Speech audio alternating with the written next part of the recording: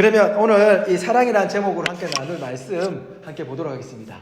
제가 먼저 읽겠습니다. 내가 사람의 방언과 천사의 말을 할지라도 사랑이 없으면 소리나는 구리와 울리는 꽹과리가 되고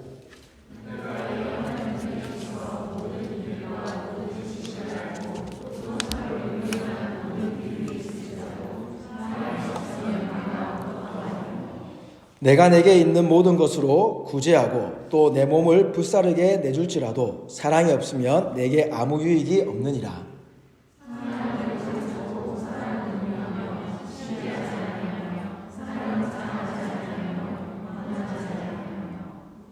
무례히 행하지 아니하며 자기의 유익을 구하지 아니하며 성내지 아니하며 악한 것을 생각하지 아니하며 함께 읽겠습니다. 모든 것을 참으며 모든 것을 믿으며 모든 것을 바라며 모든 것을 견디느니라. 아멘. 자, 우리 옆에 분들하고 한번 이렇게 인사했으면 좋겠습니다. 이번 주에 사랑하는 마음으로 기도하겠습니다. 라는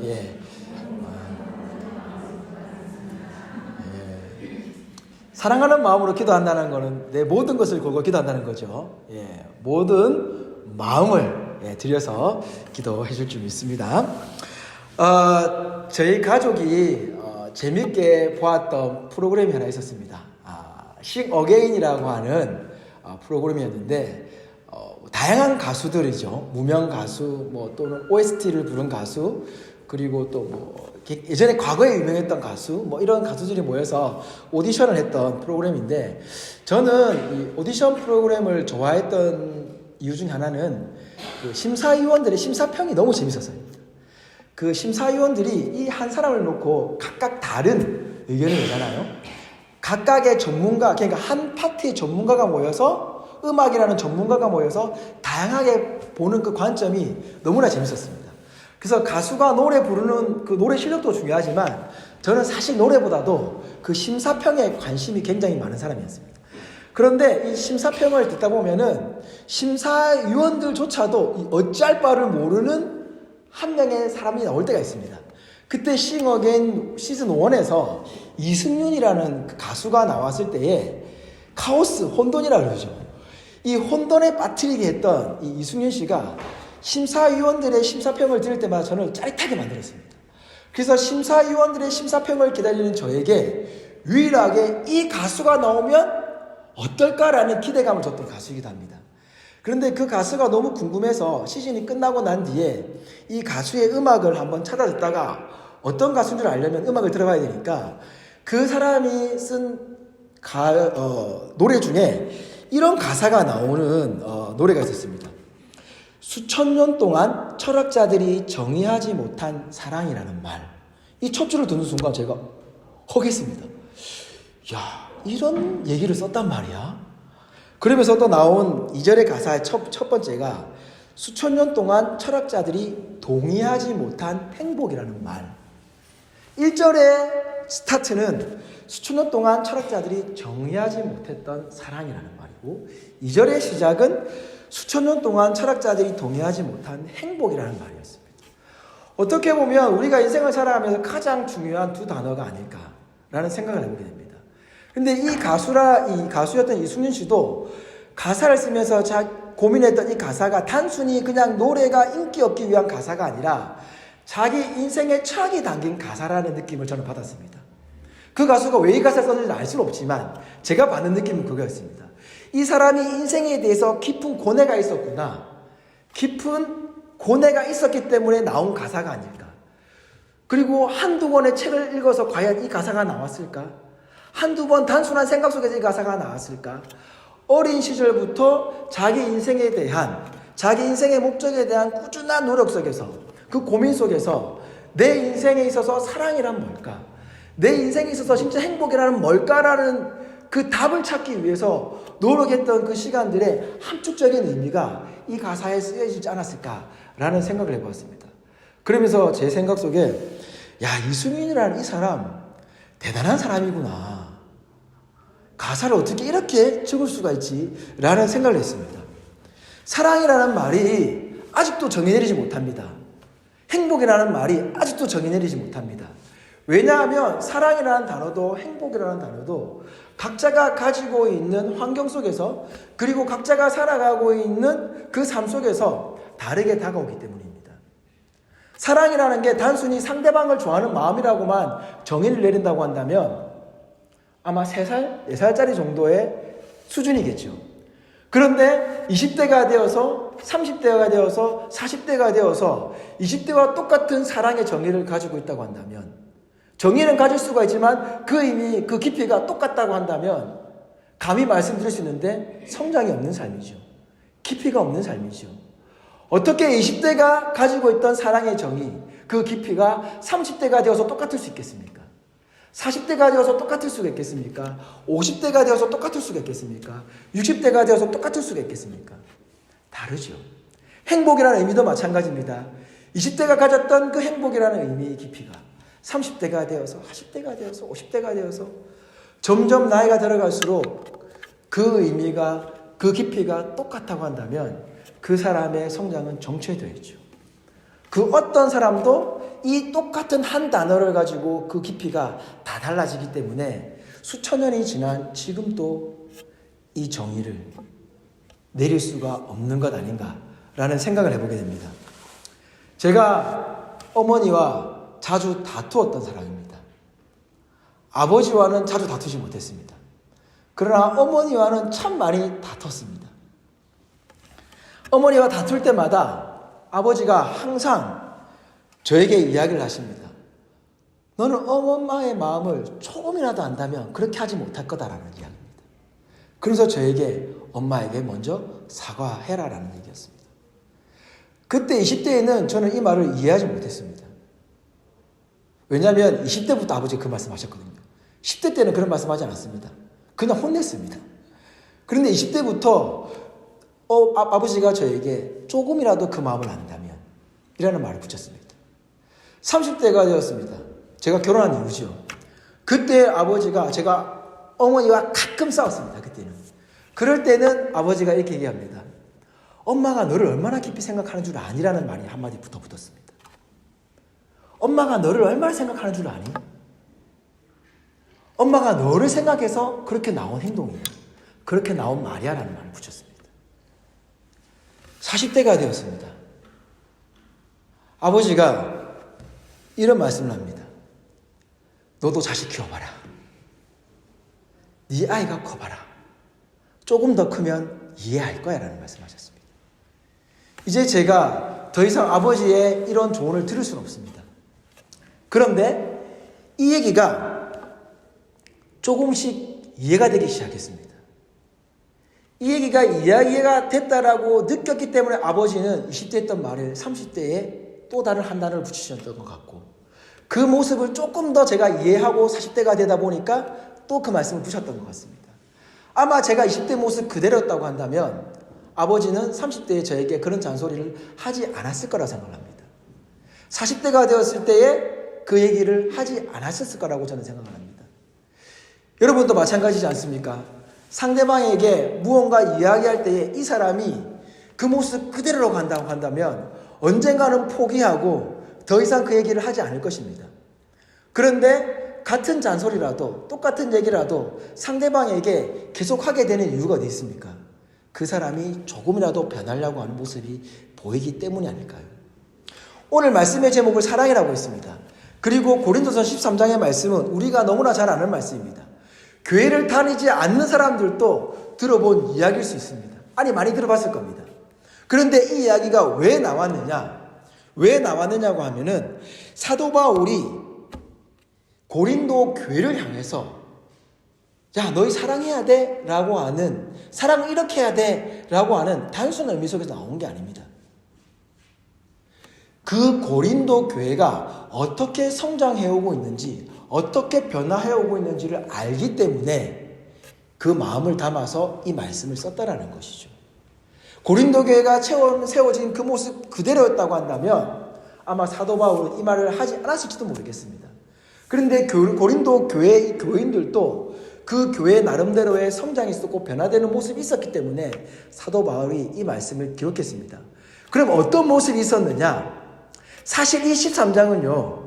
정말 사랑을 담은 진심 어린 말일 수는 있지만 그 의미 속에 무엇이 내포되어 있냐면 잔소리가 내포되어 있습니다.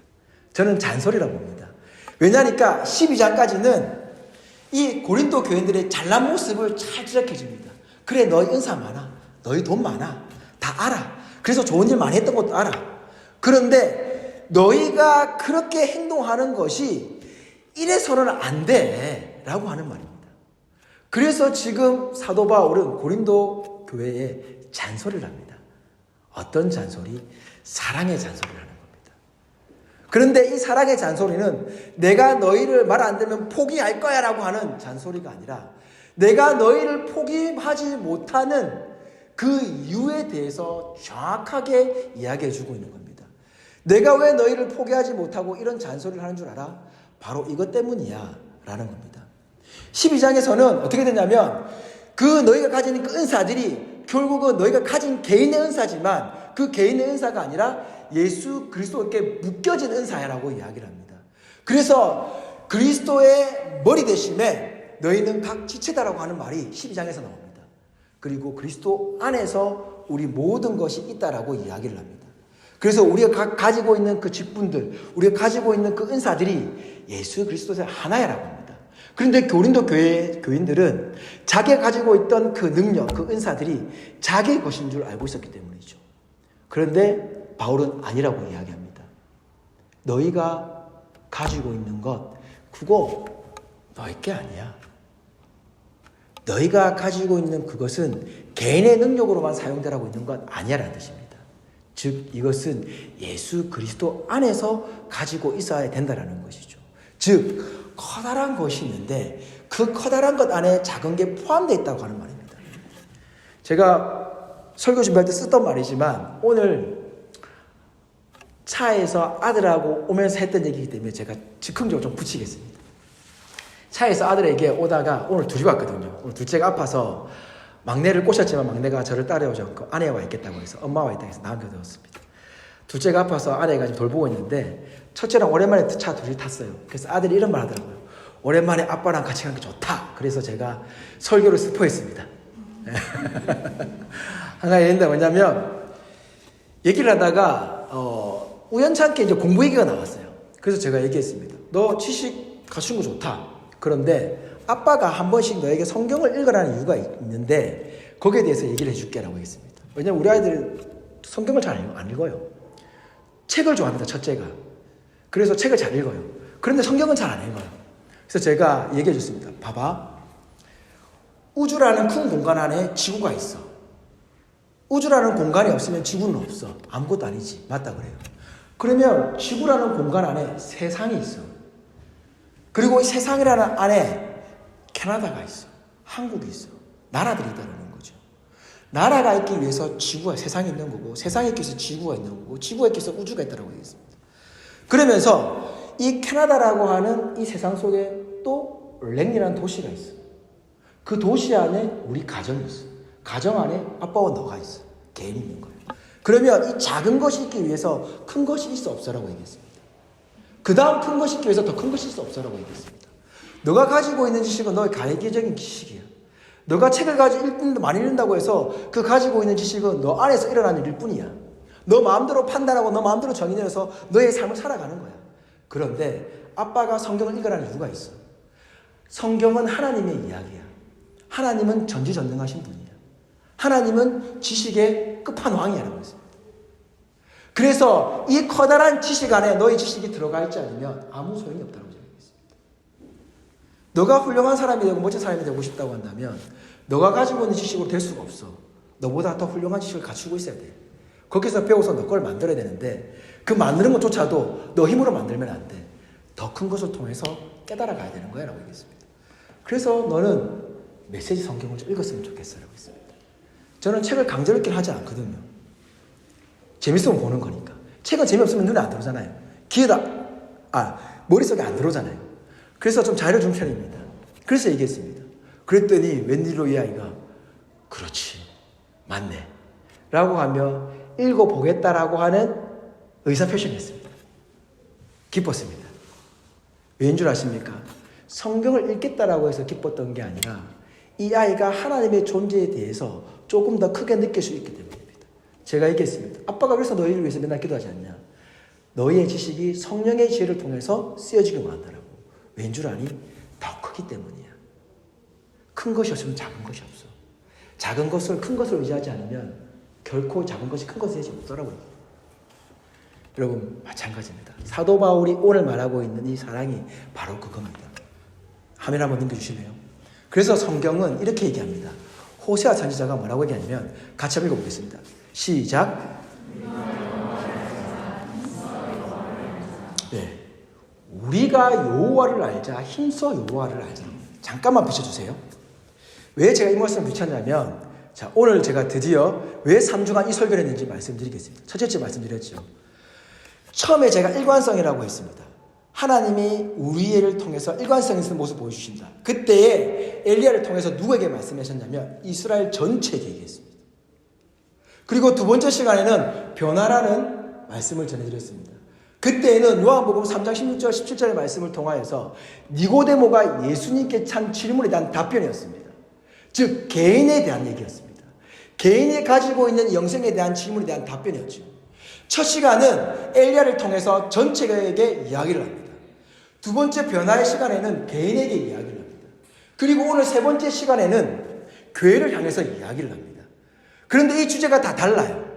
처음에는 이스라엘 백성들에게 하나님에 대해서 알기를 원한다라고 이야기를 하는 겁니다. 그리고 두 번째에는 하나님께서 너희들을 되돌이키시는 그 이유가 어디서 나왔다? 구원 때문이다.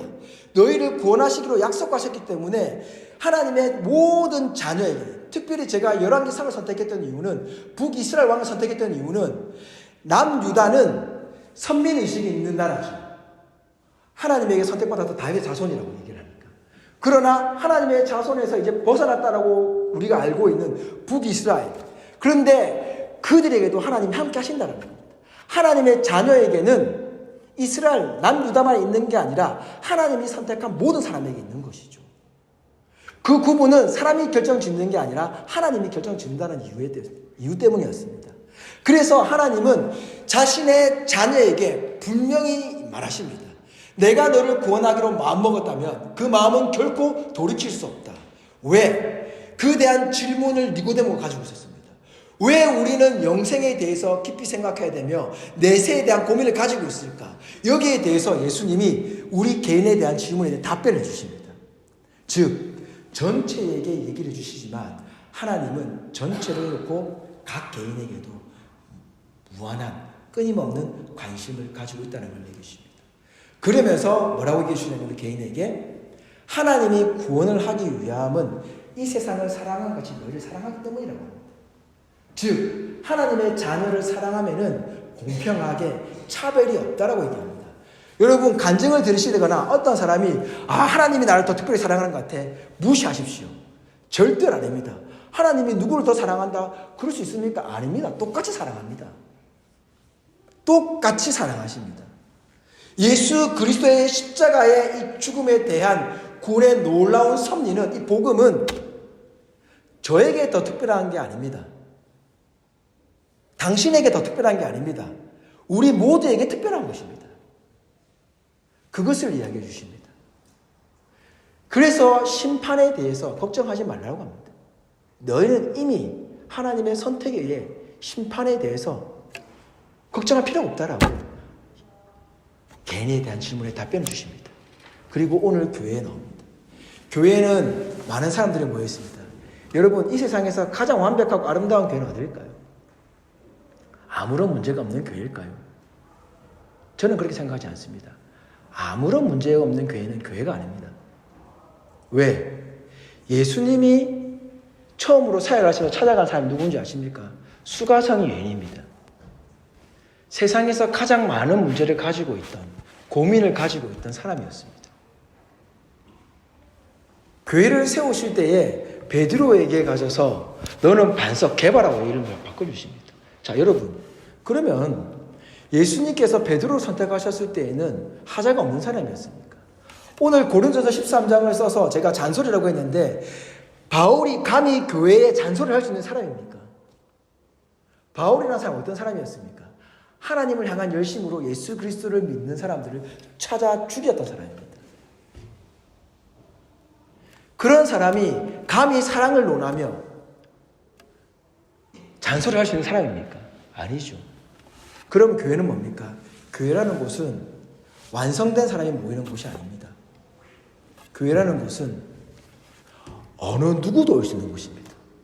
문제가 있는 사람이 오는 것도 아닙니다. 문제가 없는 사람이 오는 것도 아닙니다. 어느 누구든 올 수 있는 곳이 교회입니다. 그렇다고 한다면 교회에는 문제가 있을 수도 있고 없을 수도 있는 겁니다. 그래서 지금 사도 바울이 이야기합니다. 야, 너희들 가지고 있는 그 은사가 너희가 특별해서 받는 은사인 줄 아니? 아니야. 착각하지 마. 예수 그리스도 안에서 너희는 모두 다 지체야. 예수 그리스도의 머리 되심에 우리 모두는 각 지체인 거야 라고 이야기를 합니다. 이거는 뭡니까? 다른 의미가 있습니까? 네가 더 특별해, 너가 더 특별해 있습니까? 아닙니다. 우리 몸에서 한 가지 질문 드리겠습니다. 우리 몸에서 특별하지 않은 곳이 있습니까? 여러분, 손가락이 제 눈보다 덜 특별합니까? 그렇지 않죠. 우리 몸에서 특별하지 않은 것은 단 하나도 없습니다. 머리카락이 이렇게 많은데도 머리카락이 몇 가지 빠지다 보니까요. 어떤 일이 생긴 줄 아십니까? 흑채를 뿌려야 되나? 검은 콩을 많이 먹어야 되나? 제 머리카락이 특별하지 않다면 그런 고민을 하겠습니까? 물론 제가 그런 고민을 한다는 건 아닙니다. 아직까지는 고민이 없습니다. 그런데 제가 머리가 더 빠진다고 한다면 그런 고민을 하지 않겠습니까? 왜 그런 고민을 할까요? 특별하기 때문이죠. 제 신체 부위에 있어서 저에게 특별하지 않은 것은 하나도 없습니다. 다 특별합니다. 예수 그리스도가 이야기합니다. 너희가 가진 은사가 더 크기 때문에 특별하지 않는 게 아니야.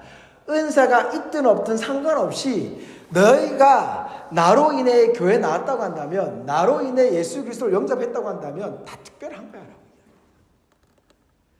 교회를 1년 다니면서 52주 중에서 52번 다 나오고 어떤 사람은 30주 나왔다고 해서 덜 특별할까요? 아닙니다. 다 특별합니다. 모두가 특별합니다. 여러분, 사랑하는 사람 특별합니까? 특별하지 않습니까? 그러면 죄송한 얘기지만 지난 내가 짝사랑했던 사람들은 지나갔기 때문에 특별하지 않는 사람이었습니까? 아닙니다. 저는 예전에 연애를 하기 전에 제 전공은 짝사랑이었습니다. 제가 짝사랑했던 사람들 중에서 저와 결혼 안 해본 사람 단 한 명도 없습니다. 제가 짝사랑했던 사람 중에서 저의 미래를 꿈꾸면서 멋진 아이를 놓고 어디에 여행 가고 생각 안 해본 적 없습니다. 저는 짝사랑하면서도 미래에 대한 구상을 다 해봤습니다. 왜인 줄 아십니까? 제 짝사랑의 대상은 저에게 특별한 사람이었기 때문입니다. 지금 저의 아내와 살면서 저는 하나님께 너무 감사합니다. 왜인 줄 아십니까? 너무 저에게 완벽한 여자를 만났기 때문에. 그런데 제가 이 아내를 이렇게 완벽하다고 느낄 수 있는 이유는 뭐냐면 제가 과거에 짝사랑의 전공자가 아니었다면 그런 생각을 할 수 없었기 때문입니다. 제가 사랑에 대해서 짝사랑도 해보고 헤어져도 보고 차인 거죠. 쉽게 말하면. 차여도 보니까 성장이 되더라고요. 성숙이 되더라고요. 깨달아지는 게 있더라고요. 그래서 지금의 제 아내가 더 귀한 걸 느끼게 되는 거죠. 마찬가지입니다. 하나님이 오늘 사도 바울을 통해서 주시는 말씀이 뭔지 아십니까? 이 사랑이라는 것이 특별하다는 것이 뭔 줄 아니? 더 깊이가 있어지는 거야. 더 깊이 있게 상대방을 생각할 줄 아는 마음인 거야. 라고 이야기합니다. 다음 한번 넘겨주실래요? 그래서 이렇게 나옵니다. 뭐라고 나오냐면 여러분 화면 좀 넘겨주실래요? 안 넘어가나요? 넘어가야 되는데 이걸 보면서 얘기해야 되는데 자 내가 사랑이 없으면 제가 오늘 말씀을 다 줄여놓았거든요. 보세요. 내게 있는 모든 것 사랑은 이렇게 딱 했습니다. 지금 사도 바울 얘기하는 것은 뭐냐 보십시오. 내가라고 되어 있죠. 굉장히 이기적이게 느껴지죠. 이기적이게 느껴지죠. 그런데 이 말씀은 뭐냐면 교회다고 하는 얘기지만 그 각 사람 모두에게 하는 얘기인 겁니다. 고린도 교회라고 얘기해서 그 교회 얘기하니까 뭐 나 상관없어. 교인들 말면 되지. 이게 아닌 거예요, 지금. 뭐냐면은 교인들이라고 한다고 한다면 그 한 사람 한 사람 모두 다 얘기하는 겁니다, 여러분. 하나님이 이스라엘 백성들을 불러놓고 이야기했을 때 전체를 불러놓고 이야기했지만 1년토록 얘기했지만 그게 모인 한 사람의 예외 없다라는 얘기를 하고 있는 겁니다. 니고데모가 예수님께 질문했지만 사도 요한이 요한복음에 그 말씀을 기록한 이유는 뭐냐면 개인의 질문이지만 니고데모에게만 해당되는 게 아니라 우리 모두에게 해당되기 때문입니다. 오늘 말씀도 마찬가지입니다. 사도 바울이 고린도 교회 교인들에게 이야기하는 것이지만 내라는 주체를 넣어놓은 것은 교회인데 한 사람도 외래자가 없다라는 겁니다. 우리의 심리에는 이런 게 있습니다. 내가 좋아하는 공동체에 속해져 있으면 소속감을 드린다고 한다면 나로 받아들입니다. 그런데 내가 소속감이 덜하면 나를 받아들이지 않습니다. 3명이 모여도 내가 이 소속된 공동체에 흥미가 없으면 자기를 그 속에 넣지 않습니다. 사도 바울이 그래서 얘기합니다. 내가 교회 얘기하고 있지만 한 사람도 빠지지 마라. 하나님은 너희 한 사람 한 사람을 특별하게 계십니다. 너희 마음에는 공동체 의식이 조금 덜할 줄 모르지만 하나님은 결코 그렇게 생각하지 않는다라는 겁니다.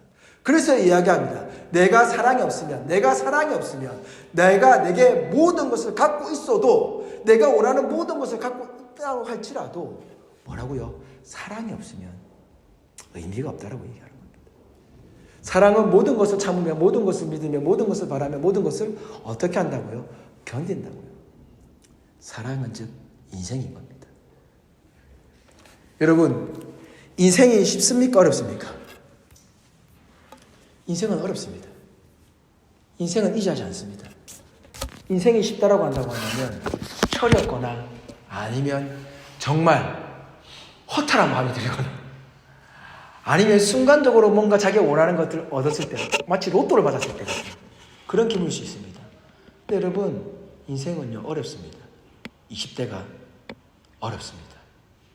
30대가 안 보이기 때문에 30대가 되어서 뭐 좀 아는 것들이 이제 또 어렵습니다. 왜? 더 나은 미래를 준비해야 되니까 어렵습니다. 40대가 되었더니 어떤 일이 벌어진 줄 아십니까? 자녀까지 걱정해야 되니 어렵습니다. 돈을 벌어도 돈을 조금 모으는 것 같아도 이거를 모으는 게 자녀에게 이익이 될지 지금 같이 쓰는 게 이익이 될지 사소한 건데도 고민이 됩니다. 어렵습니다. 이 문제도 어렵습니다. 저희도 그렇습니다. 제가 그렇더라고요. 40대인 제가 지금 조금 더 모아서 나중에 아이들에게 보탬이 되는 게 더 나은 판단일까? 지금 같이 조금 힘들어도 쓰면서 애들하고 행복한 시간을 보내는 게 더 나은 모습일까? 굉장히 제가 고민 많이 합니다. 고민되더라고요. 50대가 되면 또 없겠습니까? 50대가 되면 또 있죠. 60대가 되면 있죠. 저희 어머니도 고민을 하시더라고요. 여러분, 인생은 쉽지 않습니다. 어렵습니다. 그런데 사랑이라는 거 쉬운가요? 어려운가요? 어렵습니다. 그런 말을 제가 들었습니다. 어른들이 이런 말 하더라고요. 아내와 오래 살다 보면 정으로 사는 거지 사랑으로 살아. 그런 말씀 하시더라고요. 의리로 사는 거지 무슨 사랑으로 살아.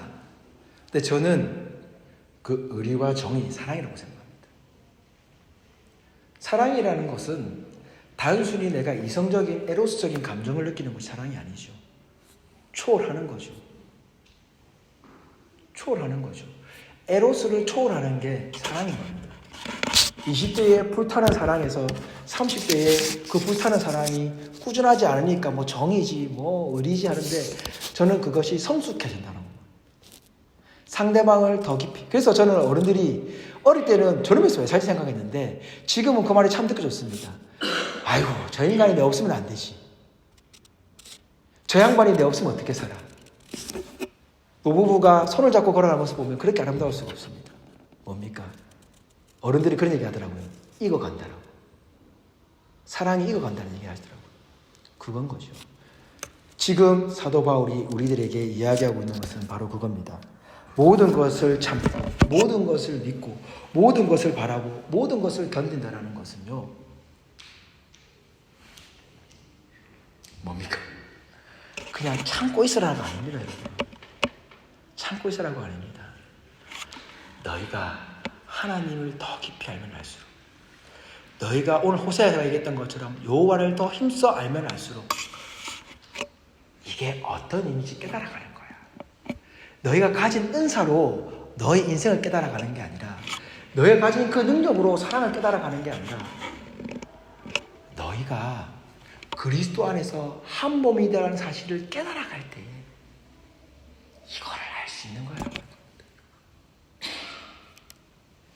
이것이 제가 아들에게 얘기했던, 큰 것이 있을 때 작은 게 있고, 이 작은 것이 큰 것이 포함됐을 때 나타나는 놀라운 효과입니다. 사랑과 관계가 없는 것 같지만 한 가지 더 말씀드리겠습니다. 여러분, 지혜의 왕이 누구입니까? 솔로몬 왕이죠. 전에도 후에도 없을 이 솔로몬. 솔로몬이 하나님께 지혜를 달라고 기도하고 하나님께서 너무 기뻐하시고 난 뒤에 했던 첫 번째 일이 뭔지 아십니까? 재판이죠. 너무나 유명한 얘기죠. 두 엄마가 있는데, 하나의 엄마가 자다가 아이를 깔고 뭉개버리죠. 그래서 아이가 죽습니다. 그래서 옆에 잔 아이를 데리고 자기 아이라고 하죠.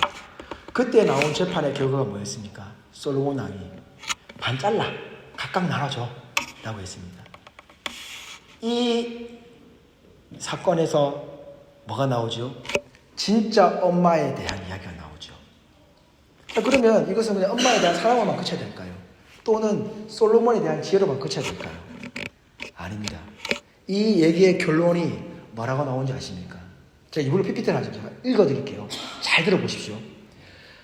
온 이스라엘이 왕이 심리하여 판결함을 듣고 왕을 두려워하였으니, 왕을 두려웠다. 이 지혜의 판결을 듣고 백성들이 두려워한 거예요. 그런데 그 뒷말이 너무 중요합니다. 이는 하나님의 지혜가 그의 속에 있어 판결을 보미러라. 세상에서 가장 놀라운 지혜를 가진 이 솔로몬 왕의 그 지혜로 놀랐던 것이 아니라, 그 솔로몬이라는 한 사람의 가지고 있던 그 지혜가 하나님의 지혜로 덮여버리니까, 더 큰 지혜가 덮어버리니까 어떤 일이 벌어졌습니까? 백성들이 두려워했다고 했습니다. 이 두려워했다라는 것은요, 단순히 솔로몬을 무서워했다라는 게 아니죠. 저는 이렇게 생각합니다. 의역을 좀 하겠습니다. 정말 믿고 따를 수 있는 능력을 가졌다는 거죠. 나의 어떠한 억울함 속에서도, 나의 어떠한 아픔 속에서도 이 왕 앞에 가면 바른 판결을 받을 수 있구나라는 굳은 의지가 담긴 거죠. 차별 없이 이 왕 앞에 갈 수 있겠다라고 하는 그 마음이 담겨져 버린 거죠. 거기에 어디에서부터 포함되었다고요? 하나님의 지혜로부터 포함되어 있다고 얘기하는 겁니다, 여러분. 놀라운 것 아닙니까? 이 재판에 대한 결론은요, 엄마에 대한 사랑도 아니고 솔로몬 왕의 대단함도 아닙니다. 하나님의 지혜에 속해져 있는 인간의 모습인 겁니다. 하나님의 지혜에 속하지 않으면 백성들이 과연 이 솔로몬의 지혜에 탐복하며 두려워할 수 있었을까요? 공평하다는 생각을 할 수 있었을까요? 절대로 못하죠. 세상은 결코 공평할 수가 없습니다.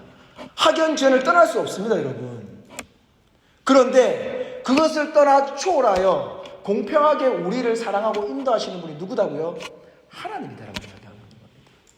오늘 바울은 이 이야기를 우리에게 하고 있는 겁니다. 사랑이 없으면 아무것도 아니다라고 한 이유가 여기 있는 겁니다. 다음 장 넘겨주십시오. 이제 결론으로 갑니다. 뭐냐면 우리가 읽었었던, 처음 시간에 있었던 이 엘리야가 뭐라고 얘기합니까? 이 백성이 주 여호와는 하나님이신 것과 그 주는 그들의 마음을 되돌이키심을 알게 하옵소서. 엘리야가 하나님을 깨닫고 난 뒤에 자기를 통해서 뭔가 일어나는 능력을 말했던 것이 아닙니다. 하나님, 내가 이렇게 나오셨던 것은 하나님의 능력 아닙니까? 하나님의 마음을 조금이라도 이 백성이 알았으면 좋겠습니다. 그래야지 이 백성이 바른 정체성을 가지고 살아갈 것 아닙니까? 하나님을 알아야 진실된 삶을 살아갈 거 아닙니까? 한쪽에 거치고 한쪽에 거쳐서 아방의 눈치를 보면서 그렇다고 내가 하나님 백성인 것을 고부하면서 살아갈 수 없으니까 헷갈리는 삶 속에서 중심을 잡고 살 것 아닙니까? 그런데 재밌는 건 뭔지 아십니까? 이 얘기가 끝나고 이렇게 멋있던 엘리야가 이세벨의 명령에 의해 죽이라고 그러니까 무서워서 도망가 숨어버립니다.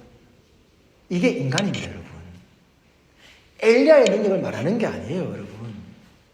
엘리야가 하나님의 능력을 받았음에도 불구하고 이세벨의 이 명령에 도망갔던 사람이 엘리야입니다. 야고보가 뭐라고 얘기하지 않습니까? 엘리야의 성정을 가진 게 우리라고 했습니다. 지금 고린도 교회가 능력을 가졌지만 한낱 그 능력은 아무것도 아니다라는 거예요. 사랑이 없으면, 하나님의 사랑을 깨닫지 못하면 우리의 능력은 아무것도 아니라는 겁니다. 하나님을 알지 못하면 엘리야도 보십시오. 그렇게 하는 능력을 이런 기도까지 했던 그 친구가 친구를 죄송합니다. 그 사람이 돌아서서 넘어진다니까요. 우리가 오늘 이 예배당을 나가면 넘어진다니까요. 그런데 하나님이 어떻게 하셨다고요? 엘리야를 보호하사 그때 엘리야의 까마귀가 나옵니다. 놀랍지 않습니까? 이게 하나님의 사랑인 겁니다. 그리고 다음 주 보여주실래요? 지난주에 했던 변화입니다. 뭐입니까? 하나님이 사랑. 근데 16절 잘 압니다. 근데 17절도 너무 중요합니다, 여러분. 하나님이 그 아들을 세상에 보내신 것은 세상을 심판하는, 우리의 능력을 판단하는 게 아니라는 겁니다. 하나님은 우리의 능력에 관심이 없으세요. 우리가 조금 더 잘난 모습에 관심이 없으세요. 하나님의 자녀라는 것 자체로 관심이 있는 겁니다. 그냥 자녀라는 그 이유로, 하나님이 선택했다는 이유로 관심이 있는 겁니다. 그래서 심판하라 하심이 아니라 그로 말미암아 세상이 구원을 받게 하기 위함입니다. 여기서 구원을 받기 위하면 단순히 천국 가는 것만 얘기하는 것이 아니라 우리가 하나님을 믿고 난 이후에 구원받은 삶에 대한 관심을 이야기하는 겁니다. 쓰러져도 돼, 넘어져도 돼. 어떻게 해요? 엘리야에게 보여줬던 것처럼 내놓기심을. 그리고 오늘 이야기하는 겁니다, 여러분. 다음 넘겨주십시오. 여러분, 하나님은 인간성 있게 우리를 되돌이키십니다. 어떻게 해요? 사랑으로. 그리고 우리를 되돌이키시면서 어떠한 일을 벌이신다고요? 변화되게 합니다. 제가 말씀드렸죠. 20대 사랑의 정이 30대, 40대 달라진다고. 왠 줄 아십니까? 삶의 무게가, 삶의 고민이, 삶의 어려움이 점점 더 심화되기 때문입니다. 그 속에서 하나님이 우리에 대한 사랑도 점점 더 심화되고 있는 것을 우리가 깨달아가는 겁니다. 그렇게 복음이 우리를 변화시킵니다. 그 끝은 어디입니까? 그 이유가 어디 있다고요? 사랑이 있다고요. 오늘 바울이 얘기한 것은 능력이 있지 않다. 하나님이 우리를 이렇게 일관되게 변화시키며 사랑하는 겁니다. 보십시오, 여러분. 우리가 그렇게 넘어져도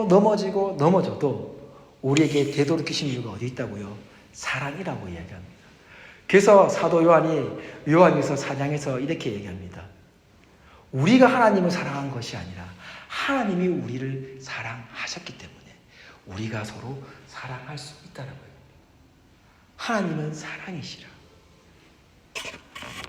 사랑이라는 데 이유가 있습니까? 사랑이라는 데 이유가 있습니까? 사랑하는 데 이유가 있습니까, 여러분? 어떤 이유가 있습니까? 이 사람이 잘생겨서, 이 사람이 예뻐서 사랑할 수 있죠. 근데 그 외모에서 그 사랑이 어디에 옮겨나갑니까? 그 마음을 옮겨가져가는 거죠.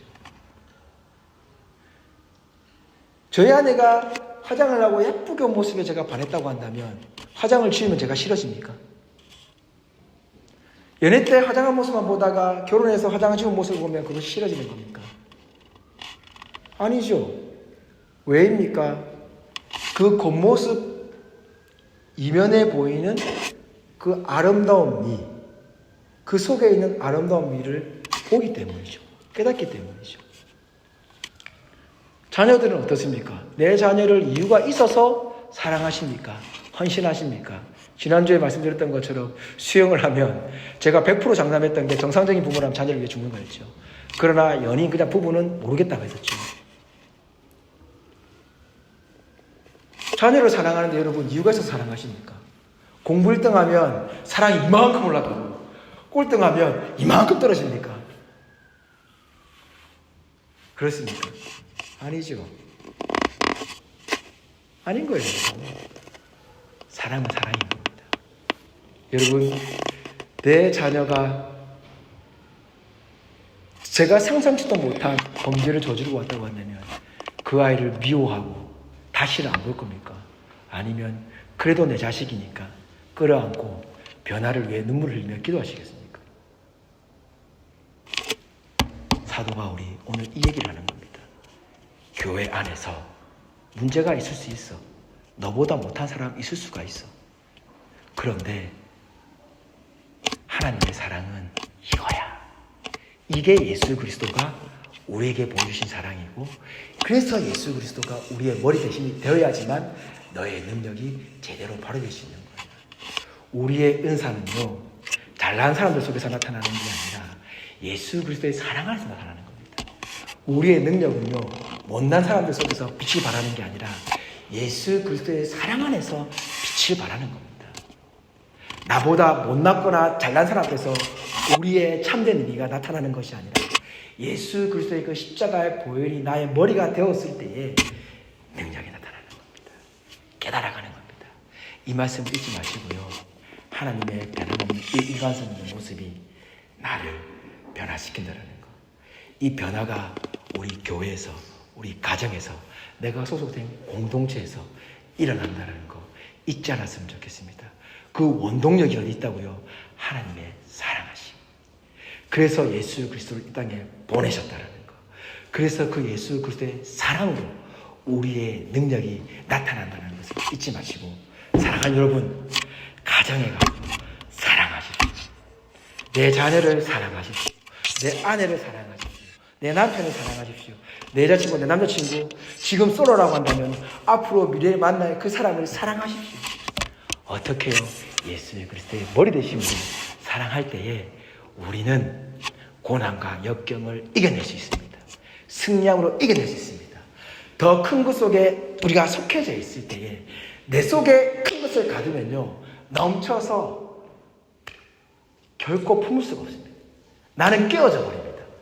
작은 것은 큰 것을 담을 수가 없습니다. 깨져버릴 수밖에 없습니다. 그런데 큰 것 속에서 속해져 있으면요, 점점 더 커질 수 있다는 거 잊지 마시고, 이번 한 주도 하나님의 사랑하면서, 하나님의 사랑 안에서 모든 것을 참으며 믿으며 모든 것을 바라며 모든 것을 견디어 승리하시는 저 여러분 되기를 주님의 이름으로 축원드립니다. 기도하시겠습니다.